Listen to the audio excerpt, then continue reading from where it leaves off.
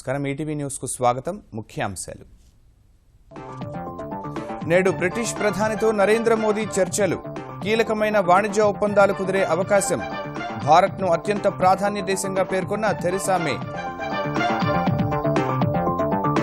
కొండలా పెరుగుతున్న ఆంధ్రప్రదేశ్ అప్పులు సంక్షేమ పథకాల అమలుతో తొలి 7 నెలల్లోనే 7,600 కోట్ల లోటు కేంద్ర సాయంపైనే ఆశలు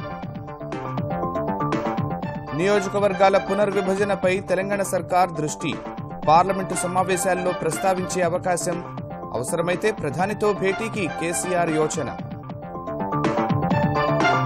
ఉత్తరప్రదేశ్లో మహాకూటమి దిశగా మరింత కసరత్తు ములాయంతో రెండోసారి కాంగ్రెస్ వ్యూహకర్త సమావేశం భాజపాను నిలువరించే యోచన వాయు కాలుష్యంపై ఢిల్లీ సర్కార్ అత్యవసర చర్యలు మరో 3 రోజులు పాఠశాలల మూసివేత వీలైనంత వరకు ఇళ్లలోనే ఉండాలని ప్రజలకు పిలుపు రేపే అమెరికా అధ్యక్ష ఎన్నికల పోలింగ్ తాజా సర్వేలో హిల్లరీకి 4 పాయింట్ల ఆధిక్యం ఓటర్లను ఆకర్షించే చివరి ప్రయత్నాల్లో ప్రధాన పార్టీల అభ్యర్థులు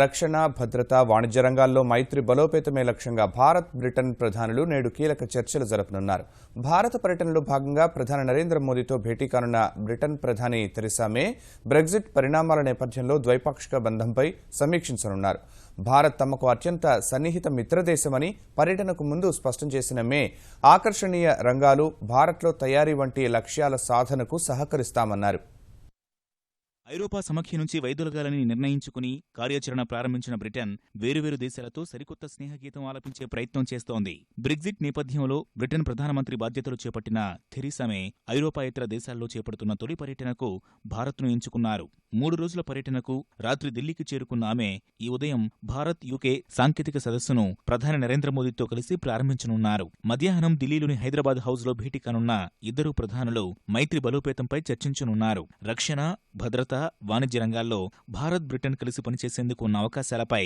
సమాలోచనలు జరపనున్నారు ఐరోపా భారత్ మధ్య స్వేచ్ఛా వాణిజ్య ఒప్పందానికి సంబంధించిన చర్చల్ని మరింత ముందుకు తీసుకెళ్లడంపై దృష్టి సారించనున్నారు టైర్ 2 వీసాల జారీని బ్రిటన్ ఇటీవల కఠినతరం చేయడంపైన థెరెసాతో మోదీ చర్చించే అవకాశముంది బ్రిటన్ ప్రధానితో కలిసి ఢిల్లీకి వచ్చిన 40 చిన్న మధ్యతరహా పరిశ్రమల ప్రతినిధులు భారతీయ సంస్థలతో కలిసి వ్యాపారం చేసేందుకున్న అవకాశాలను పరిశీలించనున్నారు ఢిల్లీ పర్యటనలో భాగంగా రాజ్ఘాట్ ను ఇండియా గేట్ ను బ్రిటన్ ప్రధాని సందర్శించే అవకాశముంది మంగళవారం బెంగళూరు వెళ్లనున్న థెరెసా మే పలు వాణిజ్య చర్చల్లో పాల్గొంటారు ఓ సాంకేతిక సదస్సులో ప్రసంగిస్తారు భారత్కు బయలుదేరే ముందు తన పర్యటన ప్రాముఖ్యాన్ని వివరిస్తూ సండే టెలిగ్రాఫ్ పత్రికలో బ్రిటన్ ప్రధాని వ్యాసం రాశారు బ్రిటన్కు భారత్ అత్యంత ముఖ్యమైన సన్నిహితమైన దేశమన్న ఆమె 2 దేశాల మైత్రిలోని విశిష్టతను గుర్తు చేశారు బ్రెగ్జిట్ నేపథ్యంలో వచ్చిన అవకాశాలను సద్వినియోగం చేసుకుంటూ ద్వైపాక్షిక వాణిజ్యం పెంపునకు బ్రిటన్ సిద్ధంగా ఉందనే సందేశమిచ్చేందుకు ప్రయత్నిస్తామన్నారు ప్రధాని నరేంద్ర మోదీ అత్యంత ప్రతిష్టాత్మకంగా చేపట్టిన ఆకర్షణీయ నగరాలు భారత్లో తయారీ డిజిటల్ ఇండియా వంటి కార్యక్రమాల్ని ప్రస్తావించిన మే ఆయా లక్ష్యాల సాధనలో బ్రిటన్ ఉత్తమ భాగస్వామి కాగలదని విశ్వాసం వ్యక్తం చేశారు భారత్ బ్రిటన్ స్వేచ్ఛా వాణిజ్య ఒప్పందాన్ని కుదుర్చుకుంటాయన్న ఊహాగానాల్ని థెరెసా మే తోసిపుచ్చారు బ్రెగ్జిట్ ప్రక్రియ పూర్తయ్యే వరకు అలా చేయడం కుదరదని మైత్రి బలోపేతంపై మాత్రమే దృష్టి సారిస్తామని బ్రిటన్ ప్రధాని స్పష్టం చేశారు ఈ పర్యటనలో భారత్ బ్రిటన్ మధ్య కీలక వాణిజ్య ఒప్పందాలు కుదిరే అవకాశముందని తెలుస్తోంది దేశ రాజధాని ఢిల్లీ ఇంకా కాలుష్యం కోరల్లోనే చిక్కుకుని ఉంది పొగమంచుతో హస్తినవాసులు తీవ్ర ఇబ్బందులు పడుతుండగా అనేక మంది శ్వాసకోశ ఇబ్బందులతో ఆసుపత్రులకు వరుస కడుతున్నారు మాస్క్లు ఎయిర్ ప్యూరిఫైయర్లతో రక్షించుకునేందుకు ప్రయత్నిస్తున్నారు ఈ పరిస్థితిని పరిగణలోకి తీసుకుని పాఠశాలలకు మరో 3 రోజులు సెలవు ప్రకటించిన ఢిల్లీ ప్రభుత్వం మరికొన్ని అత్యవసర చర్యలకు ఉపక్రమించింది 17 ఏళ్లలో ఎన్నడూ లేని స్థాయికి చేరిన వాయు కాలుష్యంతో దేశ రాజధాని ఢిల్లీ ఉక్కిరిబిక్కిరవుతోంది దీపావళి తర్వాత అమాంతం పెరిగిన కాలుష్యం నగరవాసులకు ప్రత్యక్ష నరకం చూపుతోంది మాస్కులు లేనిదే బయటకు రాలేని పరిస్థితుల్లో చాలా మంది ఇళ్లకే పరిమితమవుతుంటే కోరలు చాచిన కాలుష్య భూతం కారణంగా శ్వాసకోశ వ్యాధులతో ఇబ్బంది పడుతున్న హస్తినవాసుల సంఖ్య దాదాపు 3 రెట్లు పెరిగింది శ్వాస తీసుకోవడంలో కష్టం ఆస్తమా అలర్జీతో బాధపడుతున్న అనేక మంది ఆసుపత్రులకు వరుస కడుతున్నారు ఢిల్లీలోని వేర్వేరు చోట్ల భద్రతా విధులు నిర్వర్తిస్తున్న తమ సిబ్బంది కోసం సిఐఎస్ఎఫ్ 7,000 మాస్కులు పంపిణీ చేసింది వాయు కాలుష్యం ప్రమాదకర స్థాయికి చేరడంపై కొందరు హస్తినవాసులు ఆందోళన బాటపట్టారు. I've been a citizen of Delhi for 30 years. Never have I felt this way. Especially you're on the ground level, it's better. You go up to a 3rd story, 4th story roof, you have to take 3 steps backwards. We make large parks for the children to play in our schools, but we can't send them out. We have red days. The children are locked behind doors, prisoners behind their masks. I'm here to fight for my right to breathe. I feel prisoned at home because of health advisories that I can't go out without a mask. రోజులు గడుస్తున్నా కాలుష్యం అదుపులోకి రాని వేళ అప్రమత్తమైన ఢిల్లీ సర్కార్ పరిస్థితిని సమీక్షించింది. ఢిల్లీ పురపాలక సంఘం పరిధిలోని పాఠశాలలకు మరో 3 రోజులు సెలవులు ఇవ్వాలని నిర్ణయించింది. 5 రోజులు నిర్మాణాలు, కూల్చివేతల్ని నిలిపివేయాలని ఆదేశించింది. కాలుష్యం అదుపునకు మరికొన్ని చర్యలు ప్రకటించిన కేజ్రీవాల్ పొరుగు రాష్ట్రాల్లో వ్యవసాయ వ్యర్థాల్ని తగలబెట్టడమే ప్రస్తుత దుస్థితికి కారణమని పునరుద్ఘాటించారు. अगर जरूरत पड़ी असेसमेंट करने पे तो आने वाले दिनों में ऑड इवन भी लागू किया जा सकता है. एक सुझाव अभी कैबिनेट के अंदर आया था आर्टिफिशियल रेन को लेके, लेकिन वो केंद्र सरकार में उसकी जरूरत पड़ेगी. इसको एग्जामिन करने के लिए एनवायरमेंट सेक्रेटरी को और चीफ सेक्रेटरी को आदेश दिए गए हैं कि वो केंद्र सरकार के साथ मिलकर इसके पॉसिबिलिटीज को और इफेक्टिव को इनस को दोनों को एग्जामिन करें. అటు కేంద్రం కూడా ఢిల్లీలో కాలుష్య నియంత్రణకు పూర్తిగా సహకరిస్తామని తెలిపింది. అయితే హస్తినలో ప్రస్తుత పరిస్థితికి పొరుగు రాష్ట్రాలే కారణమనడం సరికాదని కేంద్ర మంత్రి అనిల్ మాధవ్ దవే వ్యాఖ్యానించారు. इसरो से प्राप्त चित्र बता रहे हैं कि उसमें पड़ोसी राज्यों की भूमिका कितनी है, लेकिन इन सब का कुल योगदान 20% है. 80% दिल्ली के अंदर का कचरा है, दिल्ली के अंदर की समस्याएं हैं, जिसको दिल्ली को ही एड्रेस करना पड़ेगा. उसके लिए अन्य राज्यों को जवाबदार ठहराना, यही तो समस्या है. కాలుష్యం కారణంగా ఫిరోజ్ షా కోట్లా మైదానంలో బంగాల్, గుజరాత్ జట్ల మధ్య జరగాల్సిన రంజీ మ్యాచ్ రద్దయింది. అటు దట్టమైన మంచు కారణంగా ఉత్తరప్రదేశ్, హర్యానాలో వేరువేరు చోట్ల రహదారి ప్రమాదాలు జరిగాయి. ఆగ్రాలో తాజ్ మహల్ ను పొగమంచు కప్పేసింది.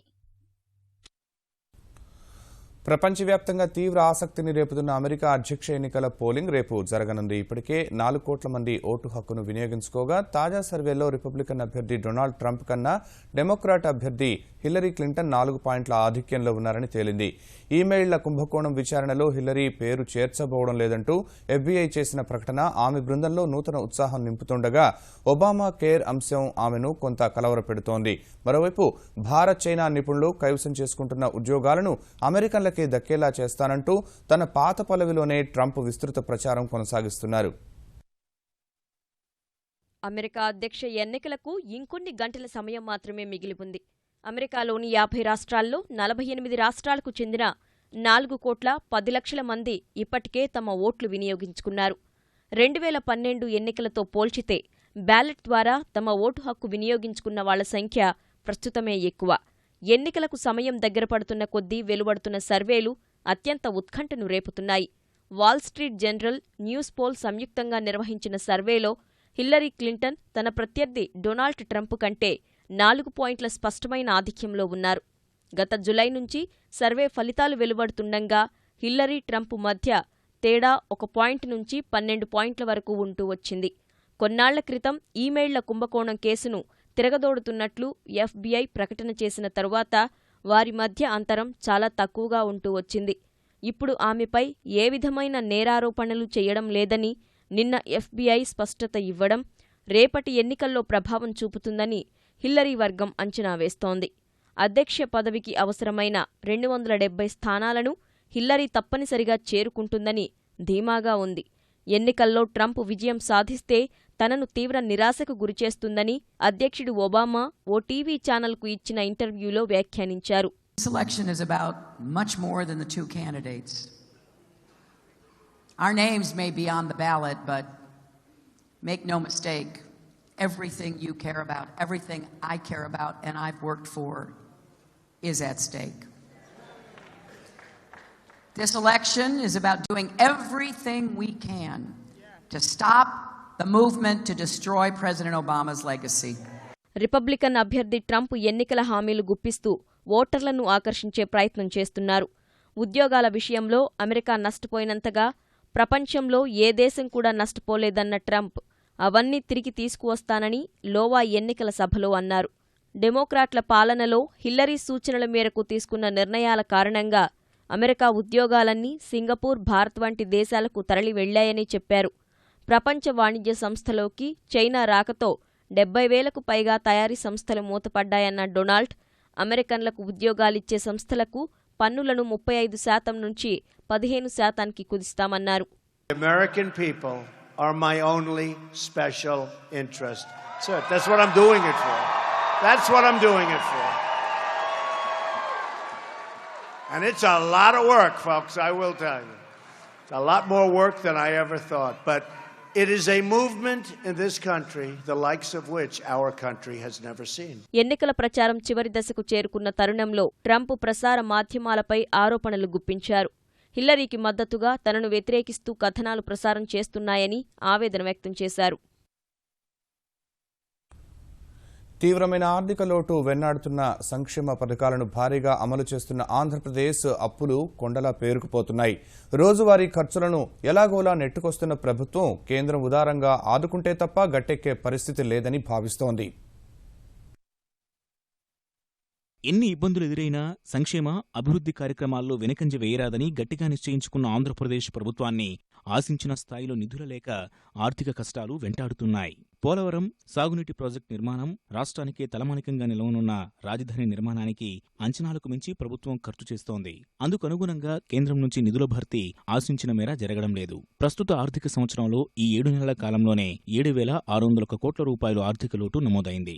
వివిధ శాఖలకు ఇచ్చిన అదనపు నిధుల వల్ల ఈ లోటు 9,729 కోట్లకు చేరనుంది. మిగిలిన 5 నెలల్లో లోటు నియంత్రణపై ఆంధ్రప్రదేశ్ ఆర్థిక శాఖ కసరత్తు చేస్తోంది. ఈ ఆర్థిక సంవత్సరంలో ఆదాయ వసూళ్ల అంచనా 1,27,531 కోట్ల రూపాయలుగా ఉంటే ఖర్చు అంచనా 1,35,132 కోట్ల రూపాయలుగా నమోదైంది. ప్రజా సంక్షేమానికి ప్రభుత్వం ఆకస్మికంగా తీసుకునే కీలక నిర్ణయాలు భారీ ఖర్చుకు దారితీస్తున్నాయి. మొత్తం 26 శాఖల్లో 3,702 కోట్లు బడ్జెట్ కేటాయింపుల కన్నా ఎక్కువగా మంజూరు చేశారు. డ్వాక్రా సంఘాలకు బడ్జెట్లో 1,100 కోట్లు కేటాయించగా ఈ ఏడాది 3,000 కోట్లు విడుదల చేశారు. కేంద్రం నుంచి రాష్ట్రానికి రావాల్సిన పోలవరం, రెవెన్యూ లోటు నిధులు వస్తేనే ఈ ఏడాది గట్టెక్కగలమని ఆంధ్రప్రదేశ్ ఆర్థిక శాఖ వర్గాలు తెలిపాయి. పోలవరానికి నాబార్డు రుణ ఒప్పందం జరిగితే ఖజానాకు దాదాపు 2,000 కోట్లు వస్తాయని అంచనా వేస్తున్నారు. కేంద్రం నుంచి రావాల్సిన లోటు మొత్తం ఇంకా 3,000 కోట్ల రూపాయల వరకు ఉంది. రెవెన్యూ లోటును భర్తీ చేసేందుకు ప్రభుత్వ కార్పొరేషన్లను సొంతంగా రుణాలు తెచ్చుకునేందుకు అనుమతించాలని సర్కారు నిర్ణయించింది. వాటిని తిరిగి సదరు కార్పొరేషన్లే చెల్లించాల్సి ఉంటుంది. రుణ సమీకరణకు ప్రభుత్వం హామీ ఇస్తుంది. కొత్త పన్నుల వంటి మార్గాల్లో ఆదాయం సమకూర్చుకోవాలన్న ఆలోచన ఉన్నా ఇంకా తర్జనభర్జన కొనసాగుతోంది. నియోజకవర్గాల పునర్విభజనపై తెలంగాణ ప్రభుత్వం కసరత్తు వేగవంతం చేసింది. సత్వరమే ఆ ప్రక్రియ పూర్తి చేసేందుకు కేంద్రాన్ని ఒప్పించాలని ముఖ్యమంత్రి కేసీఆర్ భావిస్తున్నారు. ఈ నెల 16 నుంచి జరిగే పార్లమెంటు సమావేశాల్లో ఆ అంశం ప్రస్తావనకు వచ్చేలా చూడాలని యోచిస్తున్న కేసీఆర్ అవసరమైతే ప్రధానితో సమావేశం కావాలని భావిస్తున్నారు.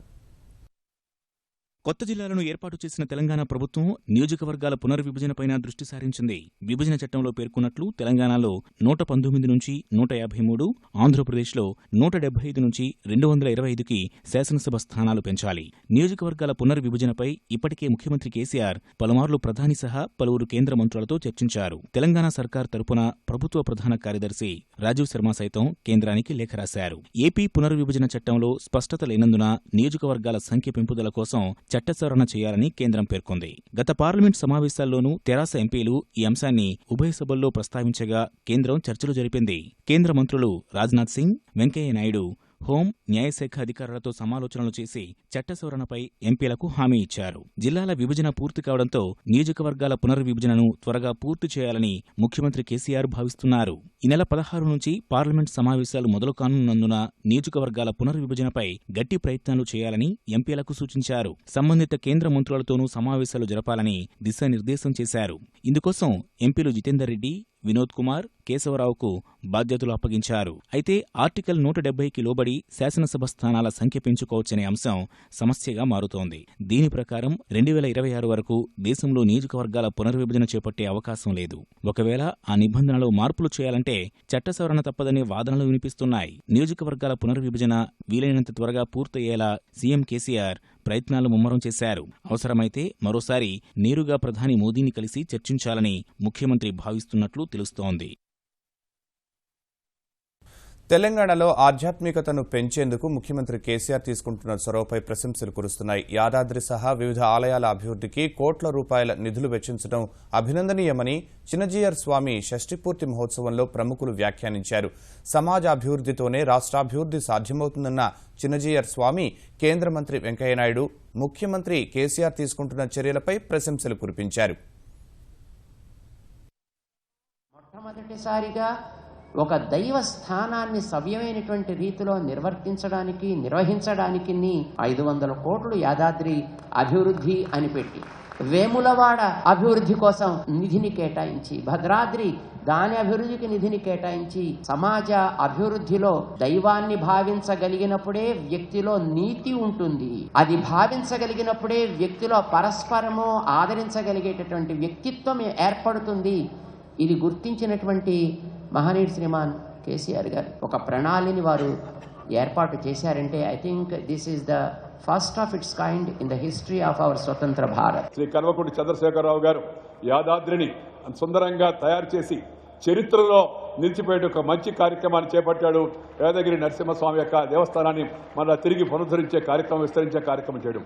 ఇవన్నీ ఎందుకంటే ఆ రాత్రిలో దేవుడు ఉన్నాడా, మీ నాన్న చనిపోతే ఆ ఫోటోలో మీ నాన్న ఉన్నాడా, ఒక గుర్తుకి, ఒక భక్తికి, ఒక అనురక్తికి, ఏకాగ్రతకు, దాని ద్వారా మనం స్ఫూర్తిని పొందుతాం.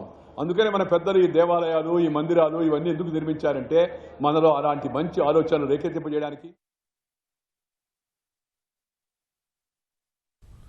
శ్రీపాద ఎల్లంపల్లి ప్రాజెక్టు పనులు తుది దశకు చేరుకున్నాయి. వచ్చే ఏడాదికి పనులు పూర్తి కానున్న ఈ ప్రాజెక్టు నుంచి రేపు 25,000 ఎకరాలకు తెలంగాణ నీటిపారుదల శాఖ మంత్రి హరీష్ రావు నీళ్లు వదలనున్నారు. వేములవాడ నియోజకవర్గంలో చెరువులను ఆ నీటితో నింపనున్నారు.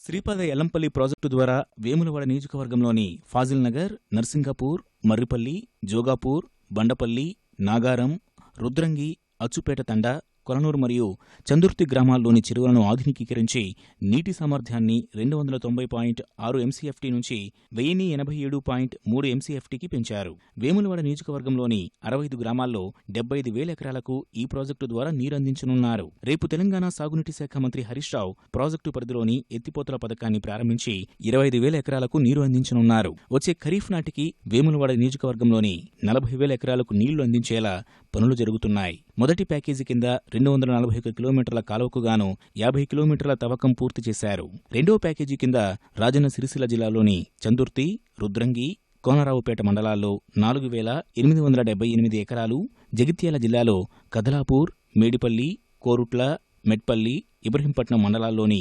52,522 ఎకరాలకు సాగునీరు అందించనున్నారు. మూడవ ప్యాకేజీ కింద కరీంనగర్ జిల్లాలోని గంగాధర మండలంలో 3,065 ఎకరాలు, రాజన్న సిరిసిల్ల జిల్లాలోని బోయినపల్లి, వేములవాడ అర్బన్, వేములవాడ రూరల్, చందుర్తి, కోనరావుపేట మండలాల్లో 40,285 ఎకరాలు, జగిత్యాల జిల్లాలో కోడిమాళ్య, మాల్యాల మండలాల్లో 15,450 ఎకరాలను సాగులోకి తేనున్నారు. ప్రాజెక్టు నిర్మాణం కోసం భూసేకరణ ప్రక్రియ కూడా వేగంగా జరుగుతోంది. రెవెన్యూ అధికారులు రైతుల నుంచి భూమిని సేకరించే పనిలో నిమగ్నమయ్యారు. ఆంధ్రప్రదేశ్లో నీటి ఎద్దడి ఉన్న ప్రాంతాల రైతులు రబీలో వరి కాకుండా ఆరుతడి పంటలు వేసుకోవాలని శాసనసభాపతి కోడెల శివప్రసాదరావు సూచించారు. నాగార్జున సాగర్లో నీటి లభ్యత తక్కువ ఉన్న పంటలు కాపాడడం కోసం 6,500 క్యూసెక్కుల నీరు విడుదల చేశామన్నారు. ఆ మొత్తాన్ని 9,000కు పెంచినా సరిపడేలా లేవన్నారు. రైతులు సమన్వయంతో నీటి పంపకాలు చేసుకోవాలని, కాలువల పర్యవేక్షణ కోసం అధికారులతో పర్యవేక్షక కమిటీ వేస్తున్నట్లు కోడెల తెలిపారు. పోలీస్, రెవెన్యూ, ఇరిగేషన్ ముగ్గురు కలిపి మానిటరింగ్ కమిటీ లాగా కాలువల మీద నీటిని పర్యవేక్షణ చేస్తూ పంచిపెట్టాలి రైతులకని. అది జరిగితే కొంత ఉపశమనం వస్తుంది. జగన్ విశాఖ సభపై ఆంధ్రప్రదేశ్ క్రీడల మంత్రి అచ్చెన్నాయుడు విమర్శలు గుప్పించారు. పార్టీని బతికించుకునేందుకే వైకాపా అధ్యక్షుడు జగన్ ప్రత్యేక హోదాను భుజానికెత్తుకున్నారని శ్రీకాకుళంలోని శ్రీకూర్మంలో నిర్వహించిన జన చైతన్య యాత్రలో ఎద్దేవా చేశారు. హోదాతో పరిశ్రమలు వస్తాయని చెబుతున్న జగన్ రాష్ట్రంలో జరిగే అభివృద్ధి కార్యక్రమాలకు ఎందుకు అడ్డు తగులుతున్నారని అచ్చెన్నాయుడు ప్రశ్నించారు. మాసాల నుంచి ఆంధ్రప్రదేశ్ రాష్ట్రంలో ఏ పరిశ్రమ వచ్చినా సరే వెంటనే అడ్డుపెడుతున్నాం. బారుపాటు కోర్టు వస్తే దాన్ని అడ్డుపెడుతున్నాం. అమరావతి రాజధాని కడతామంటే దాన్ని అడ్డుపెడుతున్నాం. మచిలీపట్నంలో కోర్టు వస్తుందంటే దాన్ని అడ్డుపెడుతున్నాం. ఎక్కడైనా సరే ఒక ప్రాజెక్ట్ వస్తుందంటే అడ్డుపెడుతున్నటువంటి వ్యక్తిని ప్రత్యేక హోదాపై ఈ నెల 10న అనంతపురంలో జనసేన అధ్యక్షుడు పవన్ కళ్యాణ్ నిర్వహించనున్న సభకు ఏర్పాట్లు ముమ్మరంగా సాగుతున్నాయి. జూనియర్ కళాశాల మైదానంలో సభ నిర్వహణ ఏర్పాట్లు చేస్తున్నారు. పవన్ అభిమానులు భారీ సంఖ్యలో వస్తారనే అంచనాలతో తగిన జాగ్రత్తలు తీసుకుంటున్నారు. ఈ నెల 10న అనంతపురం జిల్లాకు రానున్న జనసేన అధినేత అదే రోజు సభలో పాల్గొంటారు. 11న గుత్తి సమీపంలోని ఇంజనీరింగ్ కళాశాలలో విద్యార్థులతో ముఖాముఖి నిర్వహిస్తారు. తెలంగాణ సినిమాటోగ్రఫీ మంత్రి తలసాని శ్రీనివాస్ యాదవ్ కుమార్తె స్వాతి వివాహం హైదరాబాద్ నిజాం కళాశాల మైదానంలో అట్టహాసంగా జరిగింది. ముఖ్యమంత్రి కేసీఆర్, గవర్నర్ నరసింహన్, ఈనాడు ఈటీవీ సంస్థల చైర్మన్ రామోజీరావు, కేంద్ర మంత్రులు వెంకయ్యనాయుడు, బండారు దత్తాత్రేయ, తెలంగాణ మంత్రులు, సినీ ప్రముఖులు ఈ కార్యక్రమానికి హాజరై నూతన వధూవరులను ఆశీర్వదించారు.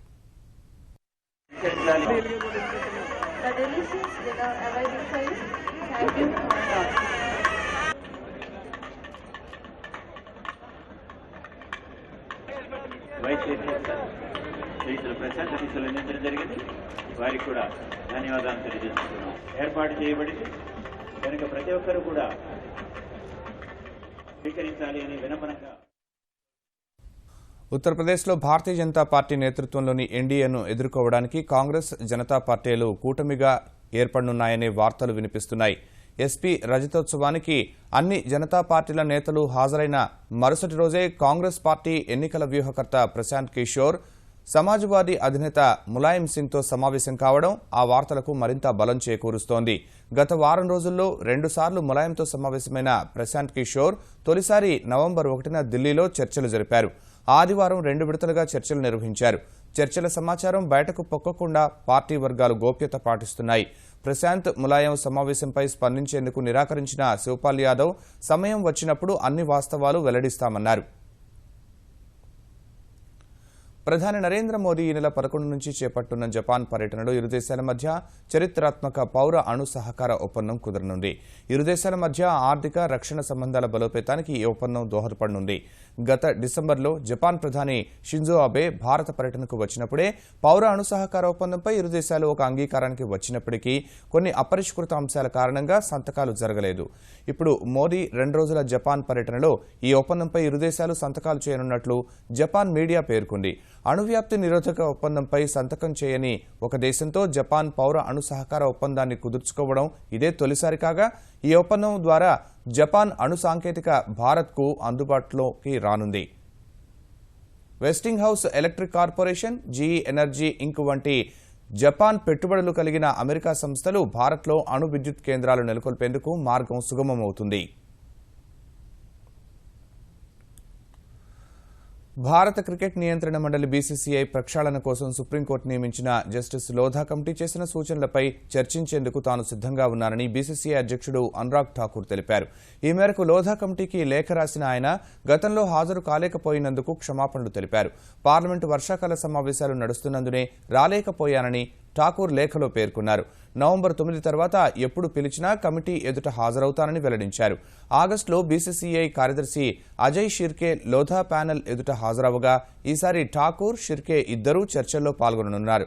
సూచనల అమలు విషయంలో నిర్ణయం చెప్పేందుకు తనకు, షిర్కేకు కానీ ఓటు లేదని ప్యానెల్కు ఆ లేఖలో ఠాకూర్ తెలిపారు.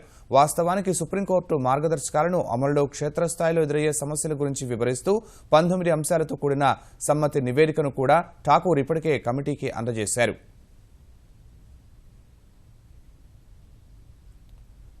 ఈటీవీ న్యూస్ సమాప్తం. నమస్కారం.